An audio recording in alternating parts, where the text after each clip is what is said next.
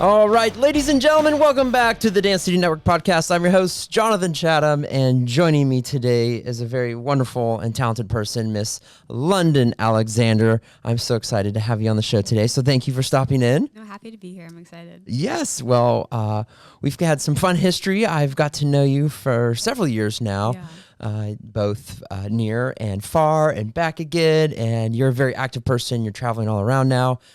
So we wanted to bring you on and let's talk a little bit about dance, those early years. So, jumping right into it, what's kind of the earliest memory of dancing and kind of like, what's that feeling that you remember? Okay, so me getting into dance was kind of a lot because I started off doing like every single sport. And then probably when I was like in first grade, I found out I was like partially deaf in my right ear. Oh. And so if I got hit by a ball, like it would completely go out. So oh my goodness. Yeah. So my mom was like, okay, no soccer, no basketball, like no any of this. That narrowed it down real fast. Yeah, 100%. And so I was already like doing dance, but it wasn't like my go-to sport. But sort of when that happened, my mom was like, okay, that's going to be your thing. Okay. So that was sort of my earliest memories of it, which was like kind of a rocky start. But like the more I started doing it, the more I really enjoyed it and like the camaraderie of like going to dance classes. Yeah. And like I was able to pick up on it really quickly, which was also really cool. So I guess those are sort of my earliest memories of dance. I love it. Yeah. I love it. So, when you're getting into it, people always ask like when that passion is sparked. So this was kind of like out of protection of injury. Yeah, 100%. And then what was kind of like that first style that you really felt like there's something here, I want to dig deeper? Yeah. I think probably like when I was really young, jazz dance, because I think like most kids love jazz when you're younger because it's like fast paced and it's not like ballet slow and like you have to really be methodical about what you're doing. Okay. So jazz was definitely my favorite, like doing tricks and like learning pirouettes and like batmas across the floor. And like I think jazz also had the best songs when I was like growing up. So I was really into it. I was like, okay, Michael Jackson, like I can get into this. This is my vibe. Yeah. No, it's fun to watch where like where kids start. Mm-hmm. So, that jazz was kind of the inroad. Right. And then what was kind of the next style that you took on that you were kind of interested? Yeah, I think probably like ballet, I think was sort of my next step, which is like complete opposite. Yeah. But I just like, the more I did it, it became sort of like practice. And for me, it was kind of nice because like I can go into every single class and know what I'm doing and like build upon like these certain blocks. Like every single time I'm going to do a play, I'm going to do tendus, and then you like go to center. So like I think that was my next thing. And then once, at least for my body, it started making sense a lot quicker. Okay. And so like when I saw that I was progressing, I was like, oh, this is actually kind of fun. Well, it's fun to watch too with like what young dancers. So, especially 7, 8, and 9-year-olds, those that are like really A-type that like love structure tend to like absolutely love ballet because they're like, I know exactly what I need to do.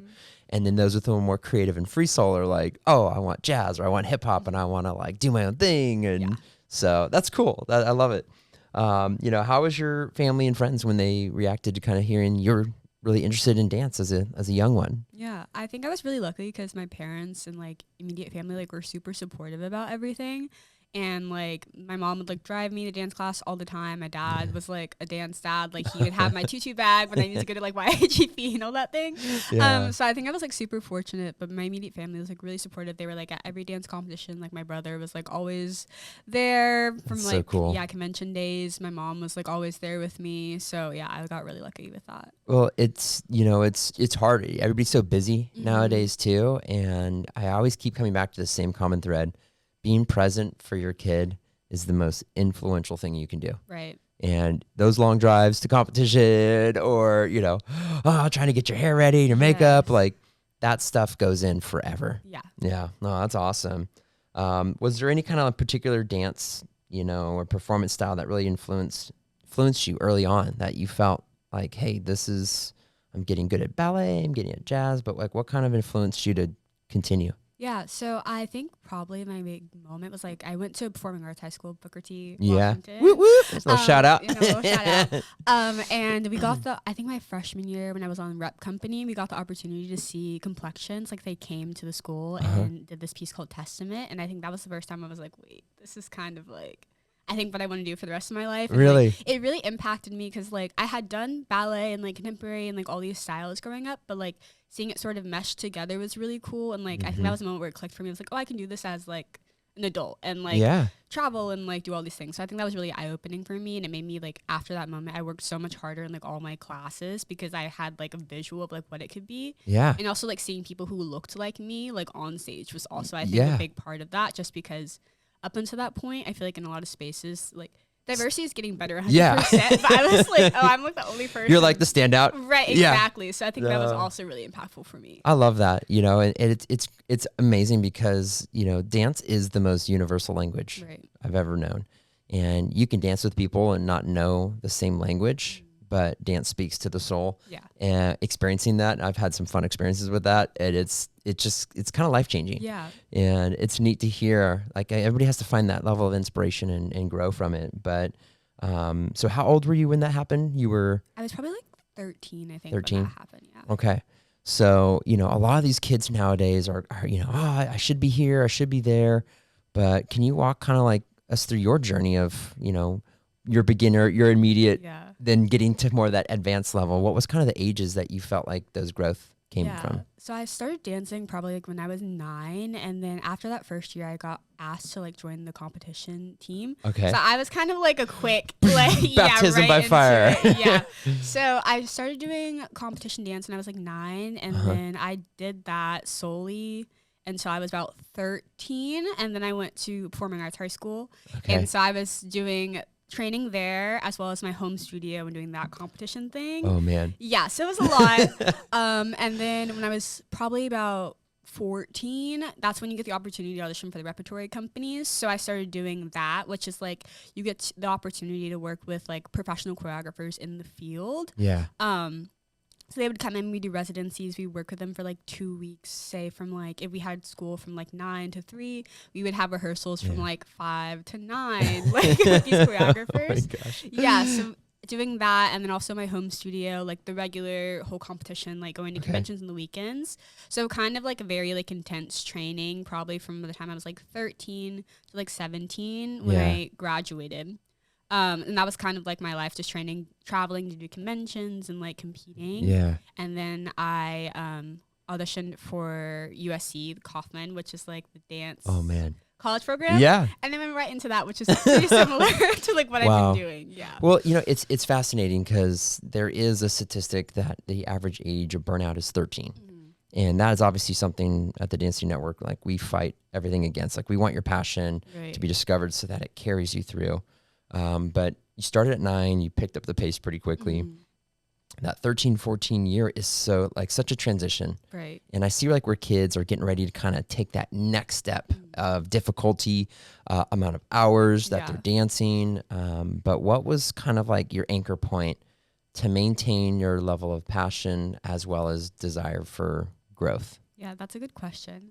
I think probably like when I was in that mindset, I honestly want to say it was sort of like the people around me. Like I had a really great community at my studio, and like a lot of the girls I was dancing with, I had been dancing with since I was like 9 years old. So I think it was also like we all wanted to like be better, and like I think when you're in like a healthy kind of competitive environment, at least for me, like that's what kind of kept me there and kept my fire. Because like if I'm like show up one day and I'm really tired, but my friend's like giving it her all and she's like pushing, sort of like taking inspiration from dancers around you, I think was really valuable. And also doing conventions for me was a really big thing, because like when you go out on the weekend, you're seeing kids you don't dance with every single day. Yeah. And so I think it was like inspiring to see sort of the talent in Dallas, because for some reason Dallas is a really good dance hub. It's like crazy. I don't know what we have in the water here, but like seeing other kids from around the area, it's like really inspiring, because you get to like go out, have those experiences, and then come back to your own studio and like, oh, I could push myself, and like I could dance like maybe the senior I saw like this weekend. Yeah.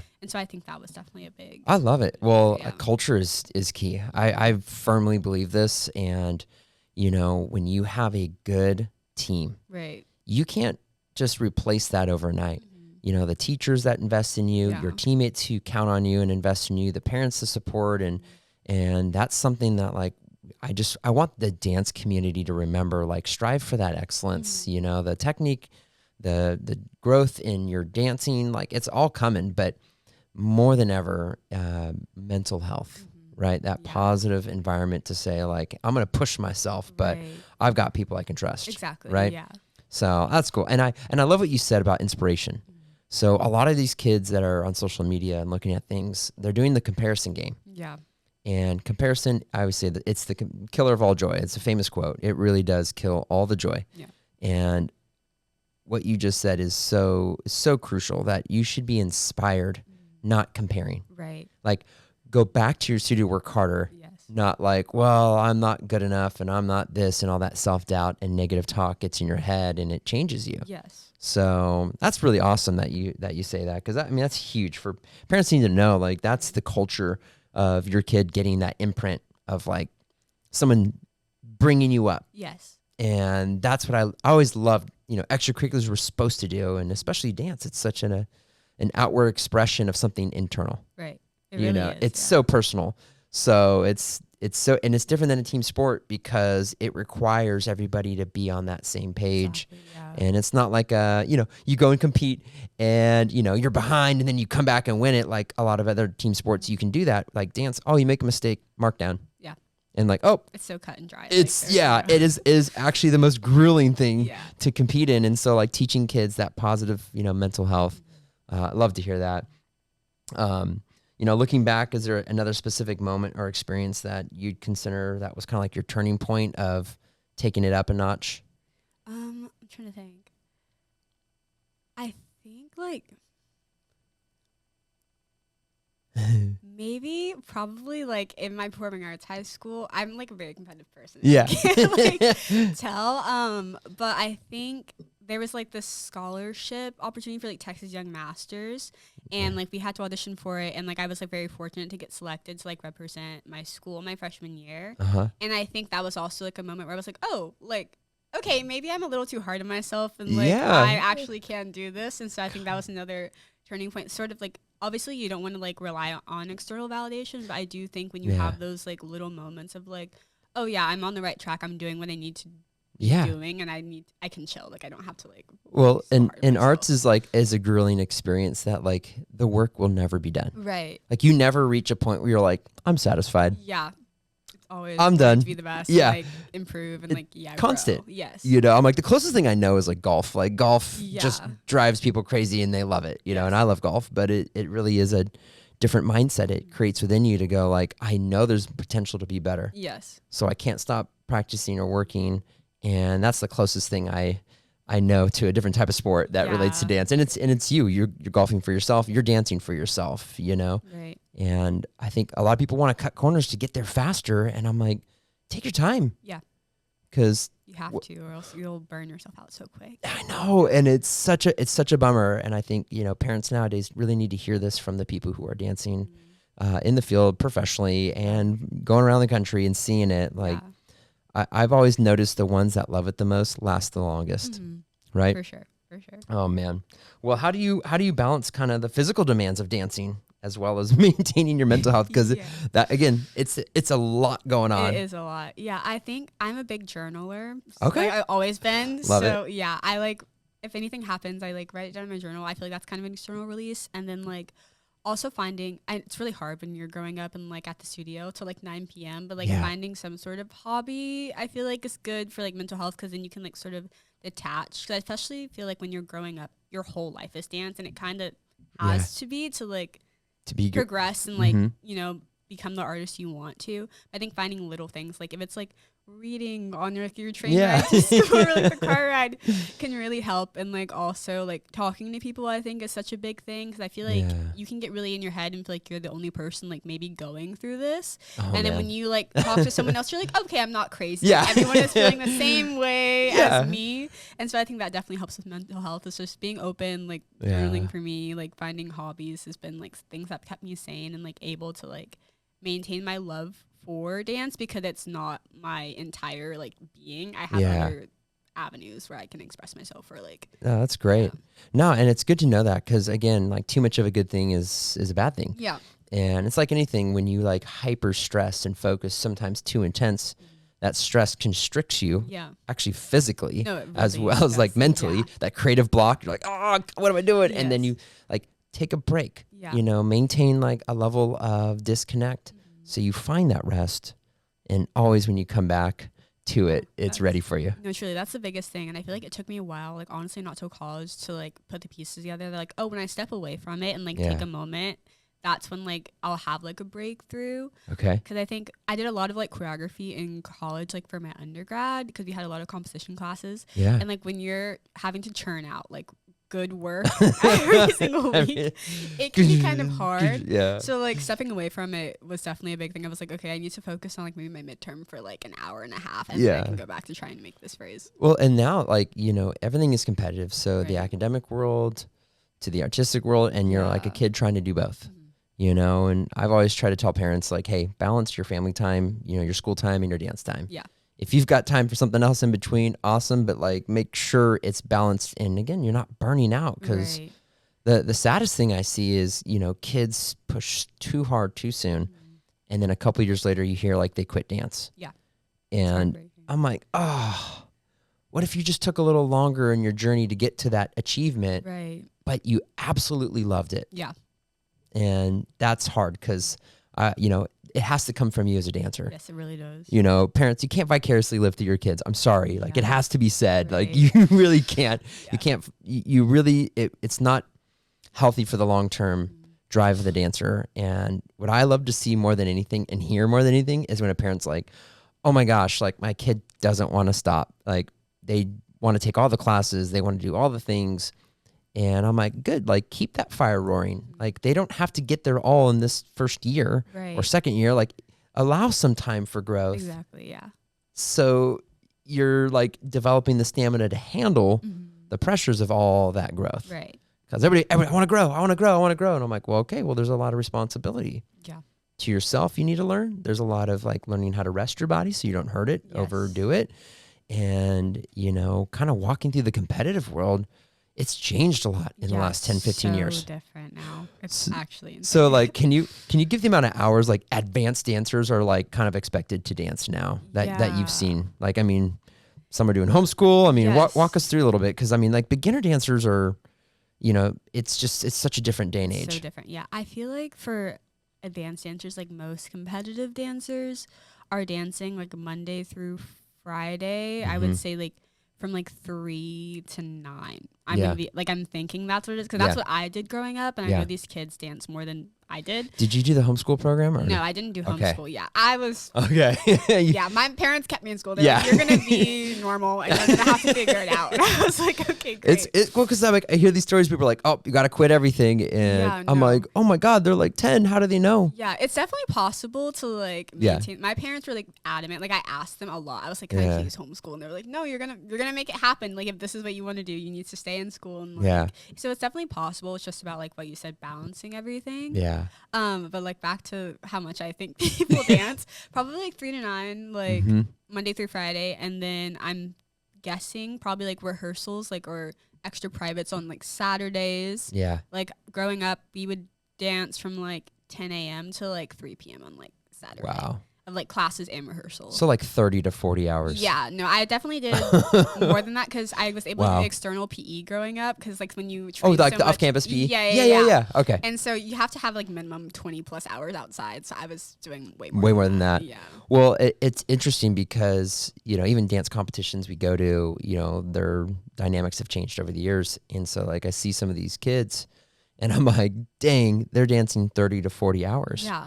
And so like, let's say you're dancing 10 to 12 and you're growing great, and you look over and you're like, oh my God, why are they so great? Right. Why are they this? And I'm like, well, they're dancing 30 to 40 hours. Yeah. Like, I hope they're really good. No, I would hope so. Yeah. But like, stay in your lane, like find where you can grow, thrive, and sustain. Right. And, you know, not all the parents know that. So like, they're, oh, look at the studio, they're doing so great. And I'm like, I get it. There's a lot of studio hoppers out there.